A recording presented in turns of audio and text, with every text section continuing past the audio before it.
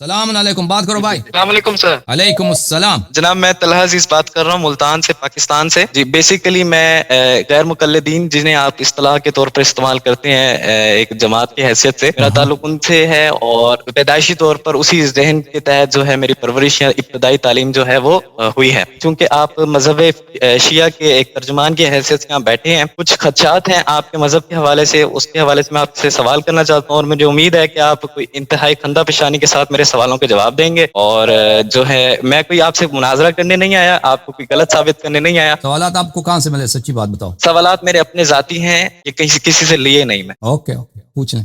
جی سب سے پہلا اور بنیادی سوال یہ ہے کہ جب ہم قرآن کو مانتے ہیں کہ یہ اللہ کی آخری کتاب ہے اور اسلام کا جو ہے سب سے بڑا اور جو ہے نا ماخذ کے اعتبار سے ہم اس کو قبول کرتے ہیں، اور یہ دعویٰ کرتے ہیں کہ قرآن مجید جو ہے وہ کلی اسلام کے مجھے نہیں معلوم ہے یہ بات، مجھے نہیں معلوم کہ قرآن مجید جو ہے حدیث سے بڑا ہے۔ اللہ نے پہلے نبی صلی اللہ علیہ وسلم کو بھیجا، پھر قرآن کو بھیجا۔ یا آپ کہہ دیں کہ قرآن جو ہے حدیث شریف سے کلام رسول صلی اللہ علیہ وسلم سے زیادہ اہم ہے؟ دیکھیں قرآن بھی وحی ہے، قرآن بھی وحی ہے، کلام اللہ ہے، کلام رسول صلی اللہ علیہ وسلم بھی وحی ہے، کلام اللہ ہے۔ بعض چیزیں قرآن میں ہیں مجملاً، بعض چیزیں قرآن میں مذکور ہیں ہی نہیں۔ نبی کریم صلی اللہ علیہ وسلم کے جو کلام ہے وہ بالکل قرآن کی طرح وحی ہے، بالکل۔ بعض چیزیں جو قرآن میں نہیں ہیں نبی کریم صلی اللہ علیہ وسلم کے کلام میں ہے، وہ سچ ہے، وہ دین ہے، وہ حق ہے وہی۔ اور کوئی یہ کہتا ہے کہ قرآن سنت سے زیادہ عظیم ہے، زیادہ بڑا ہے، آپ لوگ کہتے رہتے ہو اس بات کو، لیکن ابھی میرے ذہن میں اس طرح کوئی دلیل نہیں ہے۔ قرآن جو ہے وہ براہ راست ایک نسل پادن نسل اجماع اور تواتر کے ساتھ ایک سے دوسری نسل کو منتقل ہوا ہے، جس کے اندر براہ راست یہ سب سنیے، یہ سب جھوٹ میری بات تو مکمل ہے بھائی، یہ سب یہ نہیں مانتا میں اس کو۔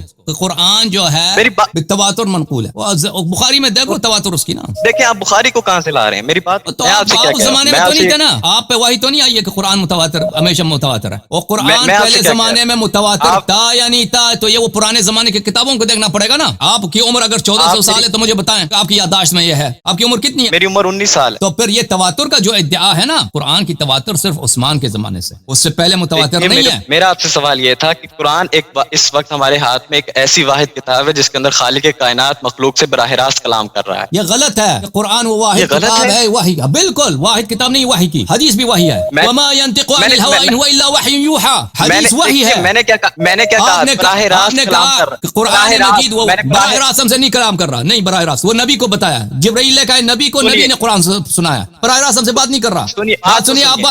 بات سنیے، آپ سنیے بات، دیکھیں آپ کے ذہن میں کچھ اوہام ہے۔ قرآن میں اللہ ہم سے براہ راست بات نہیں کرتا۔ قرآن کو اللہ نے جبرائیل کو دیا، بلکہ میکائیل کو دیا، میکائیل نے جبرائیل کو دیا، جبرائیل نے نبی صلی اللہ علیہ وسلم کو دیا، نبی صلی اللہ علیہ وسلم سے بعد میں ہمیں پہنچی۔ اسی طرح جو حدیث ہے وہ اللہ کی جانب سے، وما ينطق عن الهوى ان هو الا وحي يوحى، اللہ کی جانب سے جبرائیل کو ملا ہے، جبرائیل نے نبی کریم صلی اللہ علیہ وسلم کو احکام لایا، نبی کریم صلی اللہ علیہ وسلم نے ہمیں سنایا۔ بعض ایسے بھی ہیں وحی ہے جو مستقیم اللہ نے بغیر کسی واسطے کو نبی صلی اللہ علیہ وآلہ وسلم کو دیا ہے، اور نبی صلی اللہ علیہ وسلم سے ہمیں پہنچی، اور اہل بیت علیہ السلام سے ہمیں پہنچی۔ تو یہ کہنا کہ اللہ ہم سے صرف قرآن کے ذریعے بات کرتا ہے، یہ بھی جھوٹ ہے۔ دیکھیے میں نے جو شرط لگائی تھی خود اس کو جھٹلاتا ہے، قرآن خود اس کو جھٹلاتا ہے، وما ينطق عن الهوى ان هو الا وحي يوحى، کہ نبی کریم صلی اللہ علیہ وسلم کی کلام وحی ہے، ختم بات۔ میں اس بات کو بالکل مان رہا ہوں، لیکن آپ میری بات مکمل ہونے دیجیے، پلیز انٹرپٹ نہ کیجیے گا۔ میں آپ سے جو بات کر رہا ہوں وہ یہ ہے کہ جو قرآن جو ہے براہ راست جو انسان سے خالق بات کر رہا ہے وہ قرآن مجید ہے نا۔ سنیے آپ اس بات میں غلط ہے، ابھی کہہ دیا غلط ہے، سن تو لینا، اس کے بعد جو میں بات کرنا چاہ رہا ہوں، باقی آپ جو مقدمہ ہی غلط ہے، مقدمہ صحیح کر دو پہلے، مقدمہ ہی غلط ہے تو کیا اس مزید سنیں؟ میں اس کے بعد حدیث پہ آ رہا ہوں نا، حدیث کے بارے میں کیا کہنا چاہ رہا ہوں، حدیث کے اوپر میں آ رہا ہوں۔ حدیث جو ہے وہ مختلف تاریخی عوامل کے تحت ہم تک پہنچی ہے، جس کو رسول اللہ صلی اللہ علیہ وسلم کی وفات کے بعد، قرآن بھی یہی ہے، یہی تو عرض ہے قرآن میں بھی، یہی تو عرض ہے کہ قرآن کی تاریخ آپ کو نہیں معلوم، آپ سمجھتے ہیں کہ قرآن بھی تواتر منقول ہے۔ حدیث جو ہے مختلف تاریخی عوامل کے تحت ہم تک منتقل ہوئی، قرآن بھی یہی ہے بھائی، قرآن بھی یہی ہے، بخاری مسلم پڑھی ہے۔ امام بخاری جو ہے، جیسے اگر بخاری کی آپ بار بار بات کرتے ہیں، 194 میں پیدا ہوتے ہیں ہجری کے اندر، بخاری میں عمر کا، عائشہ کا، وہ کی پیدائش تو پہلے ہے نا، زید بن ثابت کا، قرآن کس طرح جیسے جمع ہوئی ہے وہ آپ کو پتہ ہی نہیں ہے، آپ سمجھتے ہیں کہ ہاں نہیں، وہ سارے بیان ہے، آپ صرف بخاری کے اوپر آ رہے ہیں، میں قرآن کے اوپر بات لے کر آ رہا ہوں، میں اسے بڑے سٹیپ کے اوپر بات کر رہا ہوں۔ میرا جو بنیادی سوال یہ تھا کہ آپ میری بات کو نہیں سمجھ رہے نا بھائی، آپ میری بات کو نہیں سمجھ رہے، آپ کہہ رہے ہیں کہ قرآن امامت ہے، آپ کی جو منہج کی ایک مین اساس ہے جو عقیدہ ہے وہ ہے عقیدہ امامت و ولایت کا. تو میرا آپ سے بنیادی سوال یہ ہے کہ قرآن مجید عقیدہ امامت و یہ ولایت کے تحت کن چیزوں کی ہمیں جو ہے وہ ماننے کی, کن کن جگہوں پہ ہمیں تعلیم دیتا ہے؟ 100 مرتبہ آپ لوگوں کو سمجھایا, یہاں پہ میں نے چیلنج دیا, دعوت دی آپ کے علماء کو کہ بخاری مسلم آپ کے احادیث کے روح سے قرآن بری طرح سے ناقص ہے. جماعت عمریہ کے روایات کے روح سے بات کرنے دو نا بھائی. یہ سوال کر, اتنے ہم نے یہ سوال سنا ہے, اتنی بار جواب دیا ہے. او بھائی اردو میں بات کر رہا ہوں, اپنے علماء کو میری بات پہنچا دو. آؤ ہمارے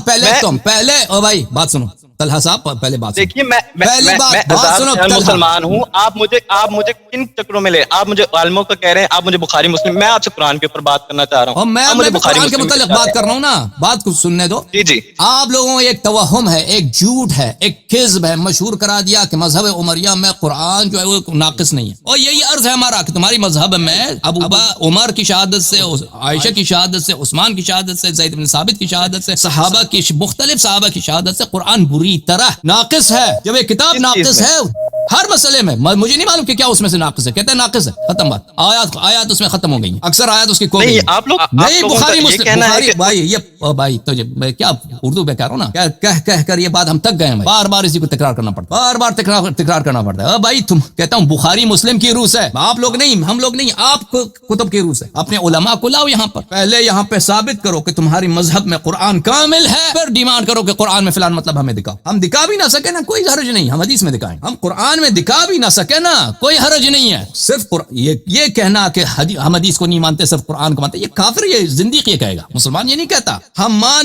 دیکھیں ہم قرآن سے امامت ثابت بھی کریں گے, لیکن تمہارا سوال ہی غلط ہے. ہر مرحلے پر تمہارا سوال غلط ہے. ہر جو بھی مقدمہ تم نے ذکر کیا وہ ہر مقدمہ ہی غلط ہے. تم اگر کہتے ہو کہ قرآن کامل ہے, تمہارے مذہب میں یہ نہیں ہے, یہ جھوٹ ہے. اس کے دلیل آؤ, اپنے علماء کو لاؤ, ہم سے گفتگو کر. اگر کہتے ہو کہ قرآن مین سورس ہے, یہ بھی جھوٹ ہے. ہم نہیں مانتے اس بات کہ قرآن مین سورس ہے. نہیں, قرآن اور کلام اہل بیت علیہ السلام, کلام رسول صلی اللہ علیہ وآلہ وسلم ایک درجے کے یہ حجت رکھتے ہیں. بلکہ سنت اس لحاظ سے ارجح ہے کہ بہت ساری باتیں جو قرآن میں مجملاً مذکور یا مذکور ہے ہی نہیں ظاہر میں, وہ سنت میں ہے. اور اگر آپ کہتے ہیں کہ قرآن وحی تو سنت بھی وحی. ہم نہیں کہتے, بالکل یہ بات ہی جھوٹ ہے کہ سنت وحی نہیں. سنت بھی کلام اللہ ہے, سنت بھی پیغام اللہ کی ہے, سنت بھی وحی ہے. اور یہ کہنا قرآن مجید میں نقصان نہیں, یہ جھوٹی بات ہے آپ کے مذہب کے مطابق.